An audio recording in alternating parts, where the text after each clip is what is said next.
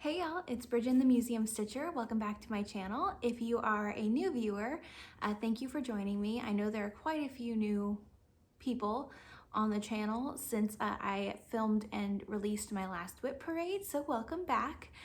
And if you are new here, this is my little corner of the internet where I talk about my cross stitch. I am a 24-year-old museum professional, and yeah, this is my full-time hobby outside of normal work hours. So I hope that you find something you like. Today's episode is a special edition floss tube. I won't be going over my regular projects or my progress. This is actually going to be a 2022 finishes parade. So I will be showing you everything that I finished in the year 2022. And yeah, which is exciting. I have 16 items. One of them is not currently with me. I did gift one of them, but the other 15 I have physically with me right now. So we will be going through all 16 of those with project details and everything, and I hope it's a good time. It's been really fun for me to kind of gather everything I finished up and see it all. The majority of them were projects that I started in 2022, but I've got a few of my 2021 whips that are still out. So I have all of my details on my digital Whistle Stop Stitcher planner from last year. And so I'll be using this as my reference as we go. And let's get into it. So the first thing that I finished in 2022, I finished on January 13th, and I started this one on December 27th of 2021. Now this whip is halfway through being FFO'd right now. So take with that what you will, but this is Sister Suffragette from Summer House Stitchworks, and this is what it looks like. So I stitched mine, I don't know that this has actually ever made it onto my floss tube channel, but I stitched mine on a 32 count vintage smoky white linen with a mix of called for and my own stash. I used an étoile for the wording so it would have a little bit of a sparkle, and then I changed the colors on these doves so that I could do it on a lighter fabric. The doves are called for to be in white, but obviously if you're stitching it on a white fabric, you can't really do that. So this one has been partially FFO'd into a project bag panel. I have not done anything with the panel yet, but I have everything cut out and ready to go. I'm thinking I actually might rip it out and turn this instead into a different style of project bag. I'm not quite sure. Or I'll just go ahead and FFO it as it is, like go ahead and actually just finish this bag. But these are some, I wanna say they're Belle Isle fabrics. I just got a mini charm pack and made some squares. And then there will be a zipper here, another 2 rows of squares, and then a backing and a lining. So that's where this one's at. And this was my first finish of 2022. I love it. I love this pattern. I wish the sparkles picked up. They're a lot more evident in person than they are anywhere else. But if you have a chance to go get this pattern, definitely do.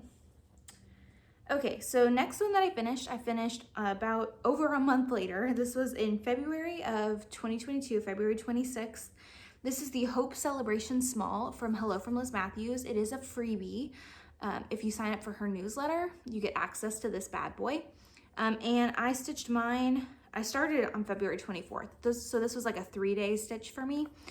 I stitched mine on a 40 count mallow linen by Zweigart with DMC 413 as the floss. And it finished out nice and tiny.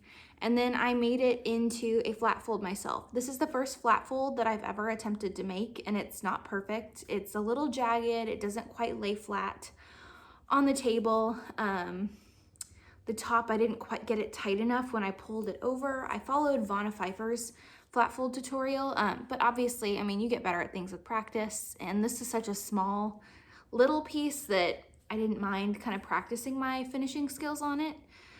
And it just hangs out on my desk at home. But it is such a cute little small, it really is so fun. So highly recommend that you go check this one out. Again, it took me 3 days to stitch this, and it was a good time. I just needed something small. I was still working on getting really familiar with 40 count fabric, and yeah, highly recommend it. It's one of 3 smalls that I stitched this year. I don't really stitch a lot of smalls, 4 maybe. I will start a small when I get overwhelmed by all of my big projects. Okay, my next finish was the Book House by Stone Street Stitchworks. I started this on March 3rd and I finished it on March 17th. And I did my own conversion for this one. Julie of Kansas City Girl in a Colorado World recently fully finished hers, and she also did a conversion, and it's really cool, so I highly recommend that you go check that out. But this is mine. It does have a glass on the frame, so I apologize for the ring light glare. I did show this off in my channel back in the summer because I FFO'd it right around the time that I started my floss tube. But I did mine in an autumnal conversion. This is on a 16 count Aida that I dyed myself using walnut crystals, and it turned out perfect. And then I messed around with DMC and just kind of figured out something that worked with these like olivey greens and kind of purples, and it's like an autumnal. If you are interested in this conversion, I will definitely share it. If you just send me a DM on Instagram, I will send you the, I took like a screenshot of my conversion and I'll send it over to you if you are interested in my color selection for this one. But I love this pattern. This hangs on a rare Fraser sighting. That is my second cat, Fraser. I don't think she's made her channel introduction yet, or if she has, it's been brief. Hey, Frey. What you doing? Yeah, you say hi? Yeah, she's a good girl. She's a loud girl. A good girl, but a loud girl. Anyway, love this piece. Absolutely highly recommend the pattern. It's not too big, not too small, and on an Aida, it looks great. So this hangs at my desk at work, and I remembered to bring it home to film my finish parade, so go me. Okay, the next one that I finished, I actually forgot to put in my journal, so I don't quite know the stats on when I started and finished it. But this is theirs probably, and this is the first pillow finish I ever attempted myself. Also not perfect, but this is on an 18 count Aida that I hand dyed myself using Rit dye with DMC 3777, that's it. With some Lady Dot pom-pom trim and some Teresa Kogut fabric on the back. I did learn my lesson that you do need to put interfacing on your backing fabric for your pillows as well as on your stitching, because you see that like fluffy stuff? That's the like the fiber fill that you use on the interior of the pillow peeking through the fabric. So it will do that if you don't interface it. So note to self, interface your pillows. But yeah, first time using pom-pom trim. I did accidentally poke through a corner. So again, it's not perfect, but for me, it's totally fine. And the quote says there's probably cat hair on this. Fraser. Yeah. So I love this piece. It's a fun little finish, and it was another skill builder for me in the finishing scene. Okay, next one is Absence and Desire by the Forbidden Fiber Company. I got this pattern as a part of the Discovery of Witches mini kit that they did in March, and I started it on March 14th, the day after my birthday, and I finished it on June 2nd, and I fully finished this one into a drum. It's my very first ever drum finish. 2022 was a lot about just trying different finishing techniques to figure out really what worked for me, and this one turned out really, really great. So it is on the kit fabric, which is an 18 count, what's it called? Dovetail Aida by the Forbidden Fiber Company, which is this lovely lavender toned gray. I love this fabric. I have another fat quarter of it in my stash. Although the fat quarter that I have in my stash isn't as purple as this one, which is fine. I'm glad that this one is purple. And it came with all of the Forbidden Fiber Company flosses. And yeah, stitched it exactly as called for. But it begins with absence and desire. It begins with blood and fear. It begins with a discovery of witches. And it is a very cool pattern. I believe the model is finished as a pillow, like a mid-sized pillow, but I thought it would be a cool drum, and I wanted to try my hand at finishing a drum with a larger piece that I had a little bit of room to work with, because I imagine the smaller you make your drum, the more difficult it is to finish, and this one is a pretty large drum. but it sits on my sewing table. I would like to make a drum that has actually a pin cushion that you can stuff. I wish I would have put more filling. I did like 18 layers of batting under here and it still looks very flat. But you know what? It's a skill builder. So this is a really, really fun one. If you are a fan of the Deborah Harkness Discovery of Witches series, go check out this pattern. I highly, highly recommend it. The Forbidden Fiber Company does an amazing job with all of their stuff. Speaking of Forbidden Fiber Company, we got another one. My next finish is Modern Tidings. This might be one of my favorite finishes of the year. It came in the Forbidden Fiber Company Valentine's Day at Downton box, and I started it on January 30th of 2022, and I finished it on April 14th. I did this one on the kit fabric, which is a 28 count Countess linen with all of the Forbidden Fiber kitted flosses. All of them were limited edition to the box, but I believe they have all been released as regular colors now, so you can still get them. And I framed it myself using a custom frame that I purchased online. And then I did the lacing and putting it in the frame and everything. But it says, it's the gloomy things that need our help. If everything in the garden is sunny, why meddle? And it's on a museum quality glass, or with a museum quality glass. So again, ring light glare. But it is an outline of Sybil in her famous pantsuit from the very first episode of the show. And I am absolutely obsessed. This is one that I'm very proud of the framing because I got these borders pretty dang straight. It was my first time ever lacing a project, and I think it went really, really well. I love it. I love this pattern so much. And this one hangs in my sewing room because I love it. It definitely feels like my most professional finish. Look, I even have the back with a hanger I installed myself and craft paper. It's very, very professional. It made me feel very fancy when I finished that one. Okay, next finish is the Guardians of Notre Dame by Ingleside Imaginarium. I stitched this one for my brother, and he was kind enough to let me borrow it to use in the finish parade. So I stitched this one on the called for fabric, which is a 28 count sterling Lugana from Picture This Plus with all of the called for DMC and One Gentle Arts. And I started it on September 1st of 2021, and I finished it on April 23rd. This one is a lot of stitching. It was a 12-part stitch along, and this is what it looks like. It is one of the pieces that I'm the most proud of. It's extremely backstitch heavy, but Brittany, the designer behind Ingleside Imaginarium, is an absolute genius. I don't know how you come up with something like this because it does look just like stained glass. It is so flipping cool. I'm obsessed with this piece. It hangs in my brother's apartment. So it doesn't normally live with me, but I haven't had a chance to like admire it in a while, and it really is a freaking cool piece. It is so worth the work that you put into it. All of the colors play so well together. The back stitch just makes it. It is such a freaking cool pattern. But it is quite a big boy. I believe it's 225 stitches by 225. Correct me if I'm wrong.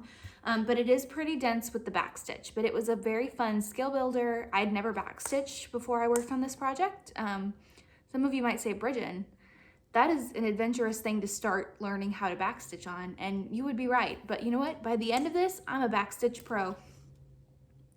So cool. And this is just a 12-inch square frame that I got from Michaels. That is the beauty of this pattern, is it fits in a standard size frame.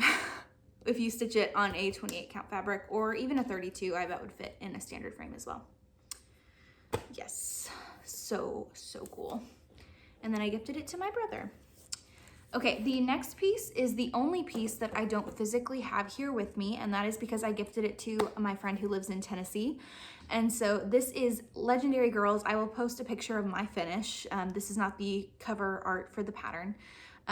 And this is Legendary Girls by Tumbleweeds, which is a division of Little House Needleworks. I stitched this for one of my friends who grew up in Oklahoma and did her grad school in Texas with me.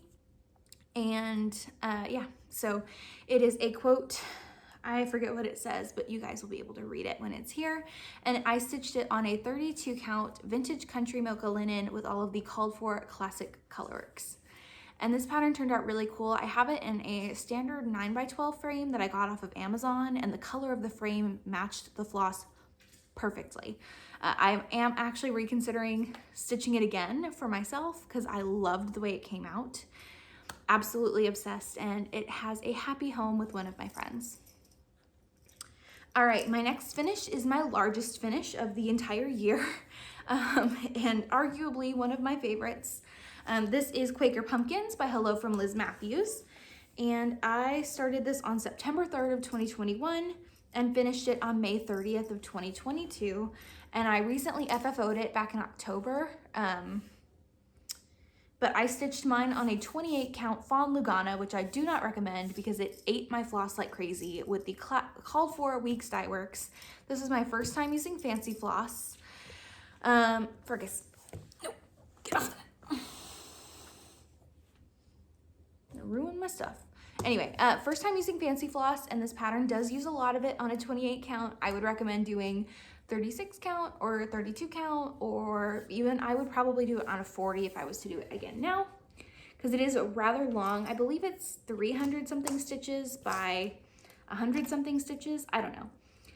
But it is absolutely massive and really cool. I framed it myself using a custom frame I bought online, and I did the lacing, but you can see the variegation. It is a beautiful, beautiful piece. And I am happy that it's as big as it is because, you know, when I display it, you can notice the lovely, lovely little dent on the frame here where my cat's knocked it off a table.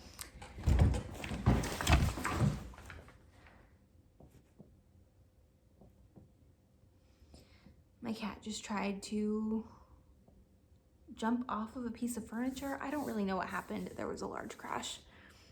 Okay, back to it. Anyway, I am glad that it's so big because I can display it now a little bit better. But it is a pain in the butt. So I would recommend doing this on a different count of fabric if you were going to start stitching it now. So that's the biggest finish. If you want to see, that's my lacing. Okay. After that, I finished Tequila by Stitchrovia. And this one I stitched on a 28 count Ivory Lugana by Fabric Flare with all of the called for DMC. I will always do the called for DMC on a Stitchrovia pattern. They are too good. The color combinations are too good to mess with on a pattern like that. And this is what it looks like. I finished this back in the summer. I finished this on July 2nd, started it on February 22nd of 2022, which is National Margarita Day, and then just finished it in July while I was watching Stranger Things. It's weird sometimes how you remember the TV shows that you were watching when you were stitching on certain things. So yeah, exactly as called for, but I need to fully finish this one. I haven't gotten around to doing that yet. But just take her in. It's a beautiful pattern. And here in the South, we drink a lot of margaritas, so it's perfect. Okay, next up, we have the Stitchers RSVP. This is a stitch along started by a few people. I will put the names down below. I know Yasmin's Made with Love is one of them. I can't exactly remember who else. So catch me if you can.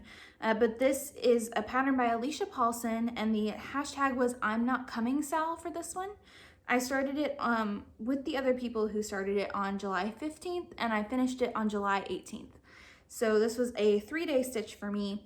Mine is on a 28 count Spring Court Even Weave from Fangirl Fibers that was a part of the Court of Thorns and Roses Fabric Club for this month. And I did mine mostly as called for.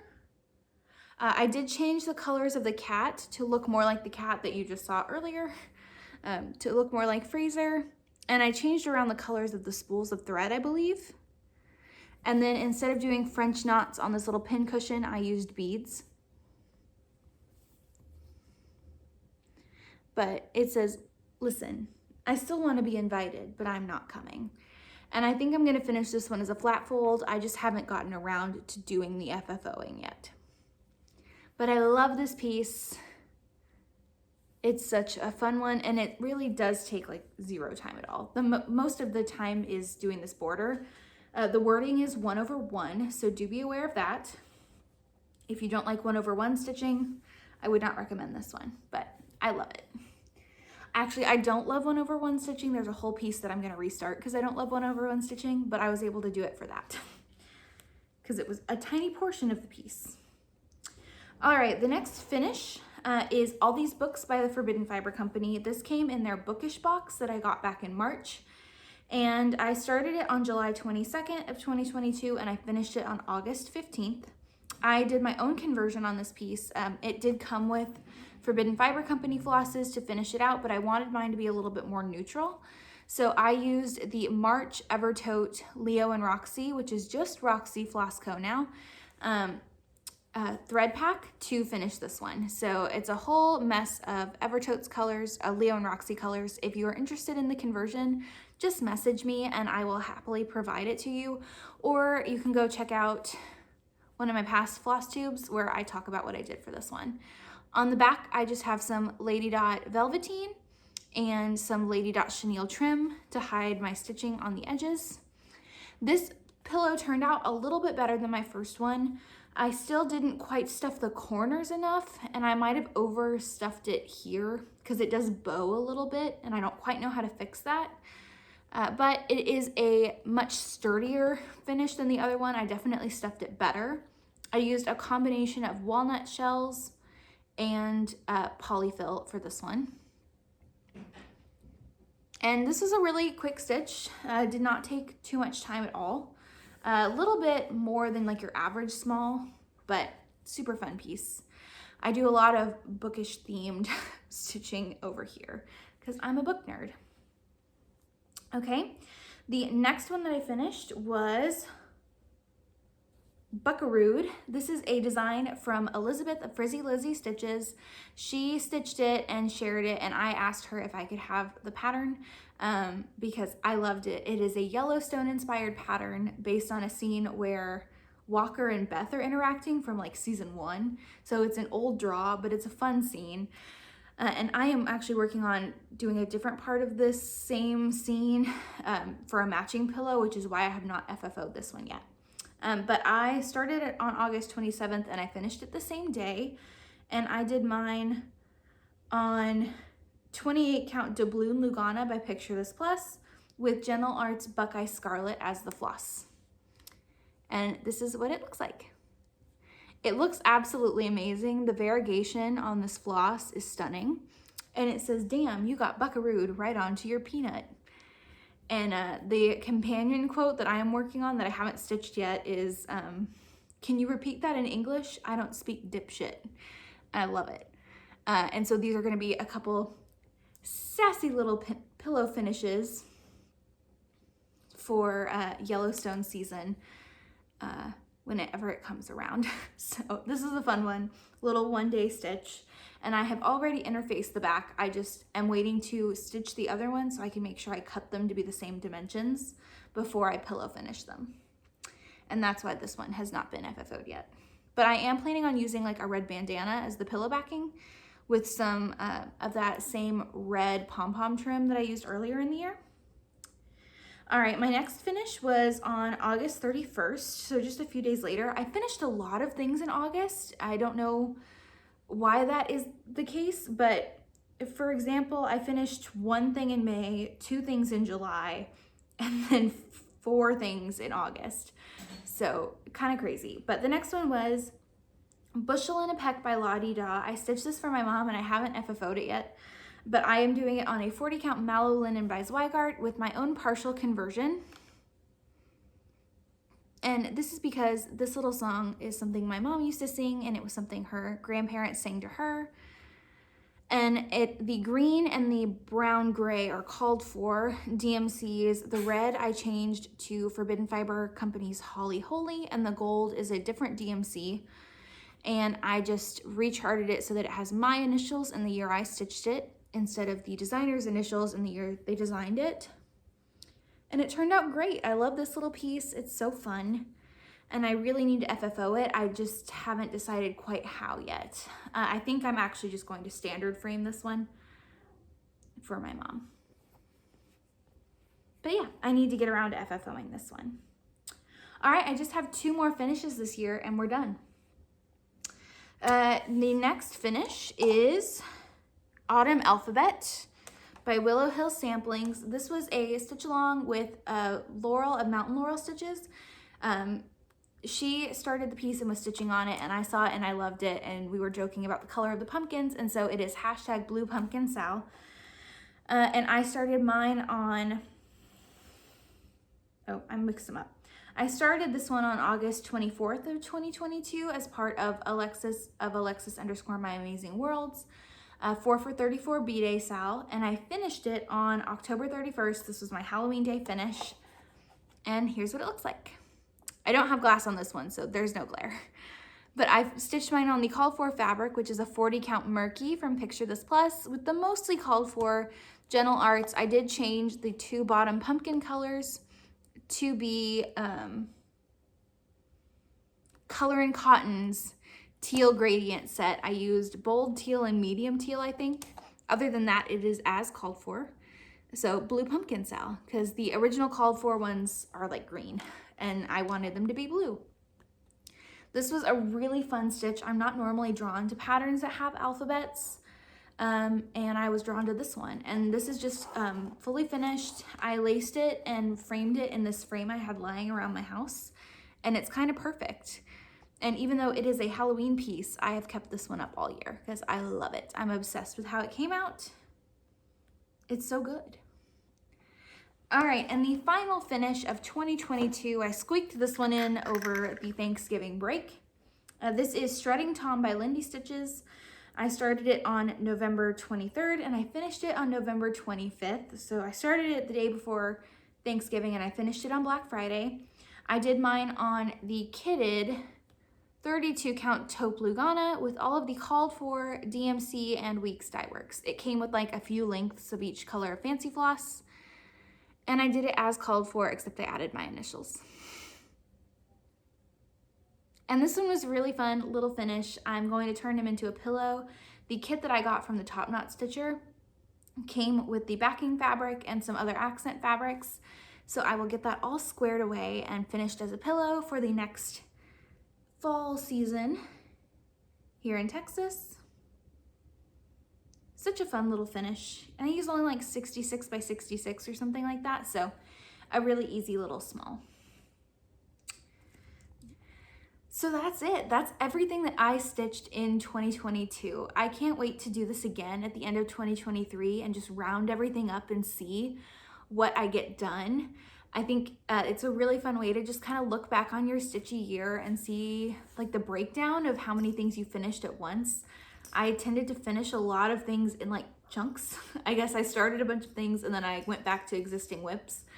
Anyway, it's been really fun to just like gather everything in a pile and see it, you know, all in front of me. And it definitely kicked my butt in gear on needing to sit down and take a day to just fully finish things again. So that was super fun. So thank you guys for joining me. I hope you have an amazing week and that your needles fly fast. Happy stitching, friends, and I'll catch you next time. Bye.